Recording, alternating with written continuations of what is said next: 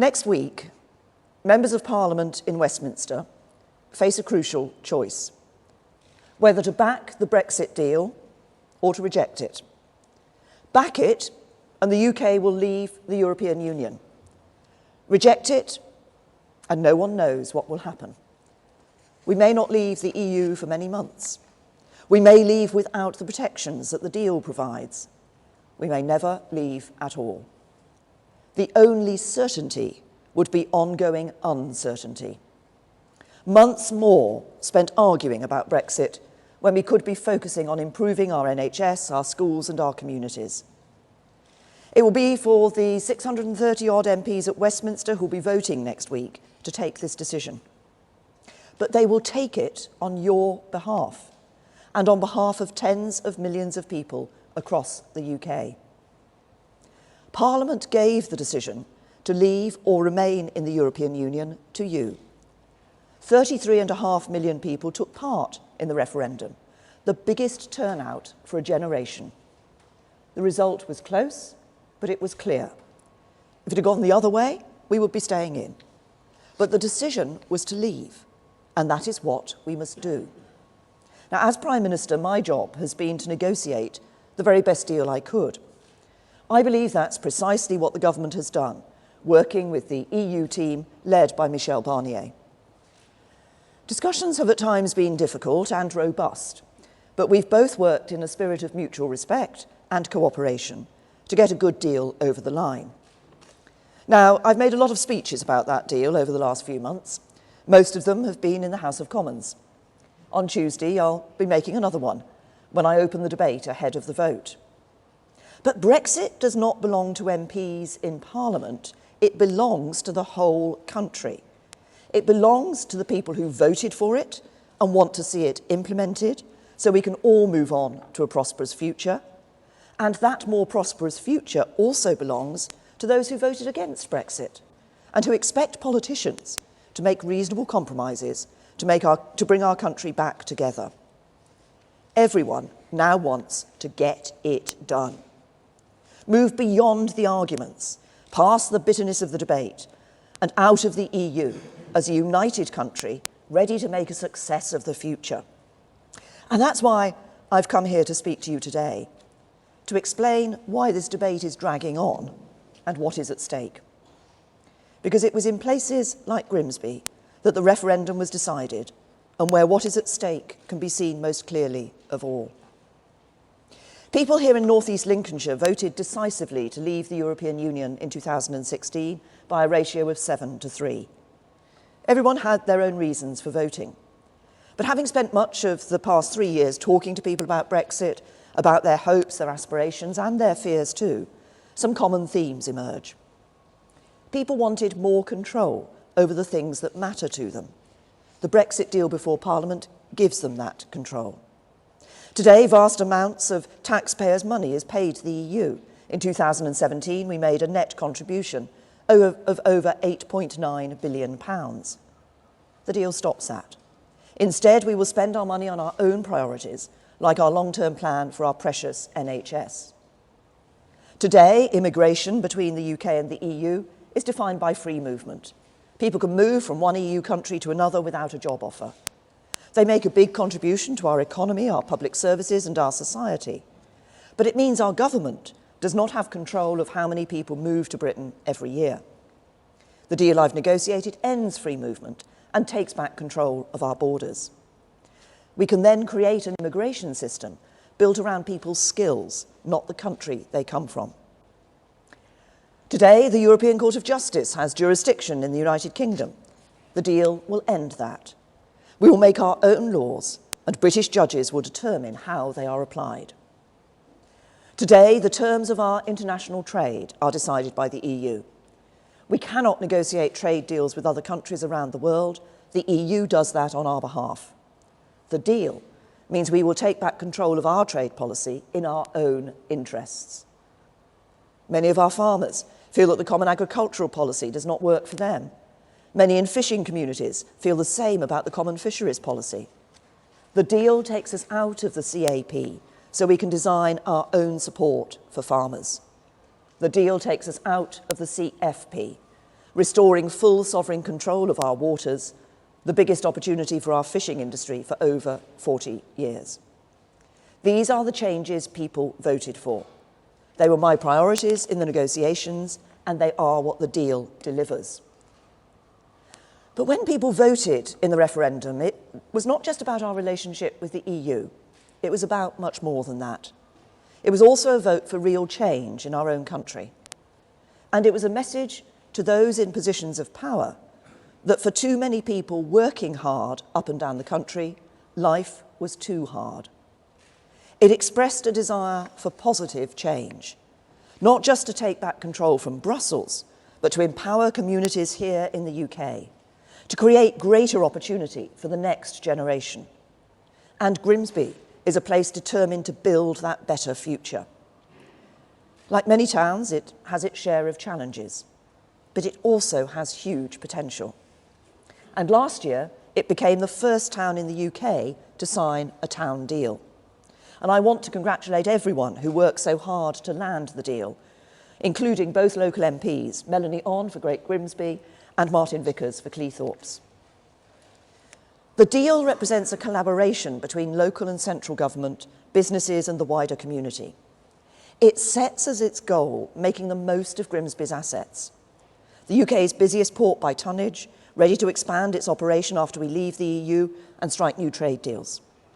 Its location on the Humber energy estuary, ideally placed to consolidate its position of one of Europe's leading centres for offshore wind, with firms like Ørsted making a major contribution. And its maritime and fishing heritage, central both to Grimsby's identity and its future. The deal is a model for other towns to follow, and it has inspired the new £1.6 billion Stronger Towns Fund that we launched this week. That fund stands alongside the other support we're giving to local areas, over £9 billion of local growth funds, £3.4 billion for the Northern Powerhouse, £1.6 billion for the Midlands Engine, as a key part of our wider modern industrial strategy. The central aim of that strategy is to ensure that good jobs of the future are available in every community. We are lucky as a country to have in London one of the world's greatest cities. But it's no good all the growth in our economy and the opportunities that growth brings being concentrated in London and the South East. We need an economy that works for everyone, a country where everyone can be proud of their community and every community offers people the opportunity to get on in life. That is the opportunity that awaits our country if we agree the Brexit deal. We can build the stronger communities that must be the real legacy of the vote to leave. So the deal delivers on the priorities of those who voted to leave. It also addresses the concerns of those who voted to remain. By maintaining the close relationship between our police and security agencies, the deal means we can carry on working with our EU allies to keep people safe. By reflecting the interests and serving the needs of Scotland and Wales, Northern Ireland and England, the deal will keep our precious union of 4 proud nations strong and united. And maintaining that strength is crucial. More than ever before, we live in an interconnected world, one in which every country is affected by the decisions of its neighbours and partners across the globe. That will not change after we leave the EU. And neither will the values that guide our actions as a responsible actor on the world stage. We will be a strong voice on the UN Security Council and in NATO, the Commonwealth and the World Trade Organization. We will be a leading military power, meeting our obligations to uphold global security. And we will keep our promises to the world's poorest people, not just because it is the right thing to do, but because it is in our national interest. The deal also safeguards the protections that EU membership currently gives us and which people rightly value. That starts with the rights of all those from the EU who have moved here, contributed to our country and built their lives in the UK. We've also committed to protecting the rights and standards currently set at the EU level, from workers' rights to environmental protections. Brexit will not be a race to the bottom. In fact, in most of these areas, the UK has led the way ahead of the EU. And this week we have said that if the EU expands workers' rights, We will debate those measures in Parliament and decide if we want to follow suit. And our ongoing commitment will start with the 2 directives that will come into force after we've left and which the UK supports. But we will not tie ourselves in automatically to follow EU changes without Parliament having its say. That would mean weakening workers' rights if the EU ever chose to do so, and it would not be taking back control. The UK has led the way in the EU, and we will lead the way outside it. Leaving with the deal means workers' rights will be protected, and if they back the Brexit deal on Tuesday, MPs will give our whole economy a boost. In spite of the unavoidable uncertainty of the Brexit process, our economy continues to do well thanks to its underlying strengths. The employment rate is at a record high, the unemployment rate is at a 40-year low, borrowing this year is at a 17-year low, and debt is falling. Just imagine how much more we could achieve with the certainty of a deal. Our energy would be focused on building our future relationship, forging new trade deals with the rest of the world, and tackling the other issues that matter to people. Businesses will invest and create more jobs. Money that would be spent guarding against the economic shock of a no-deal exit could be put to better use on the services people need and on growing our economy. And the UK would send a message around the world, a giant open for business sign to investors. The democratic case for backing the deal is clear, and so is the economic case. It not only removes the risk of a no-deal exit, it allows us to reap the enormous benefits of leaving with a deal. I've set out why I believe MPs should back the deal next week. It takes back control of the issues people care about, it delivers the change that communities voted for, it protects the things we value, and it sets us on course for a prosperous future. Next week, Parliament will make its choice.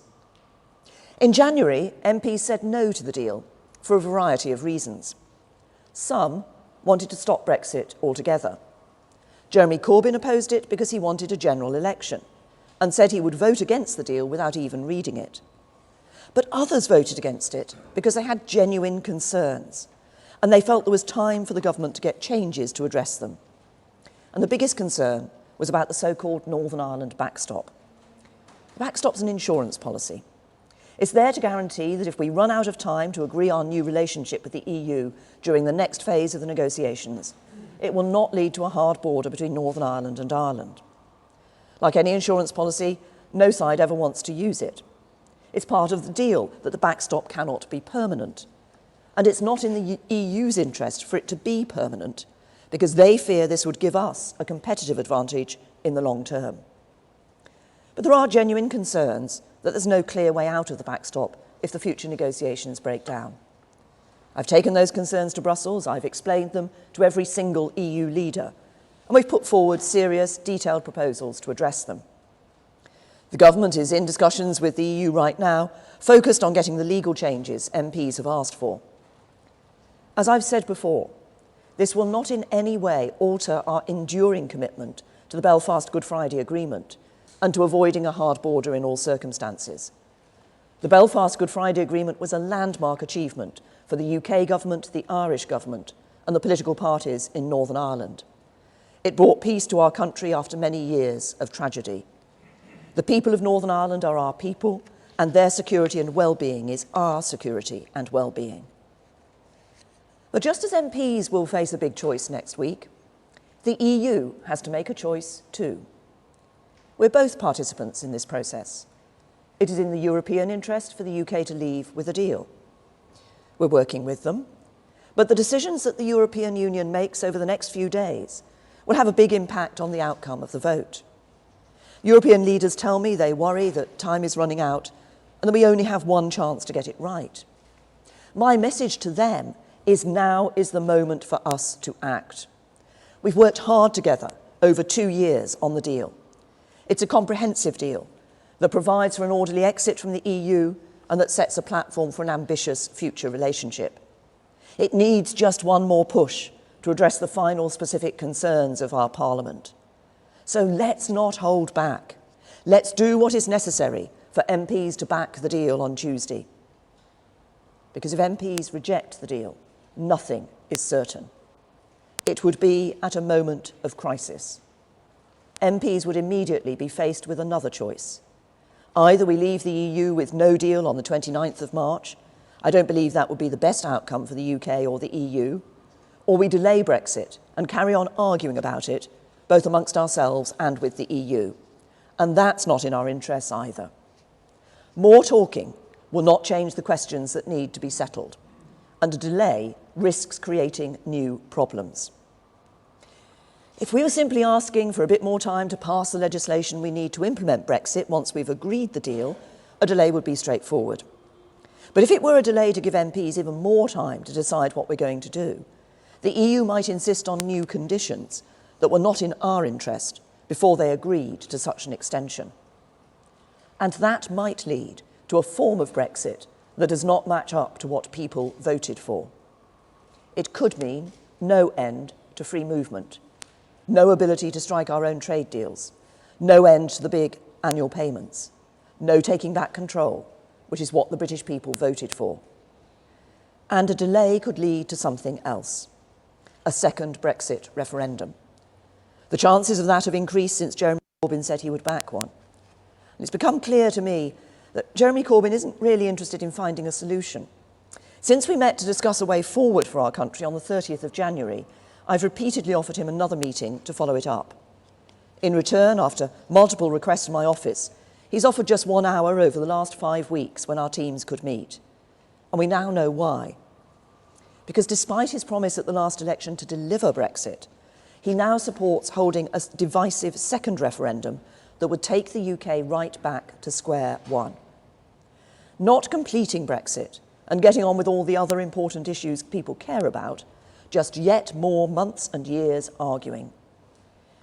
If we go down that road, we might never leave the EU at all. And that would be a political failure.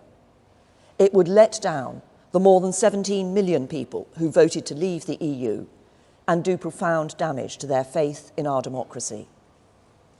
Some of the people who voted in the referendum did so for the first time in years. Why should they ever bother doing so again if their decision were overturned without ever being implemented? My message to those MPs who agree with me that we should not risk that is simple. The only certain way to avoid it is to back the deal the government has secured with the EU on Tuesday. Let's get it done. MPs face a historic choice next week. I'm ready to take us out of the EU with a deal that is good for the UK, ready to implement the decision of voters here in Grimsby and across the UK, and ready to get on with making a success of a new chapter for our country. But I can only do that if Parliament supports the deal on Tuesday. I need the support of those who, like me, voted Remain, but believe in honouring the result and believe that leaving with a good deal is much better than leaving with no deal. And I need the support of those who voted to leave, but who accept that compromise is necessary if we are to bring our country back together. There may be some on both sides who are not prepared to back a negotiated deal with the EU. Some because they cannot accept leaving the EU at all, others because they cannot accept any compromise on their vision of Brexit. I don't doubt the sincerity of their views, but I profoundly disagree with them. Ironically, both sides would find themselves in the same lobby come the vote next week, each voting the same way, but each hoping for the opposite result. I hope that they will be in the minority.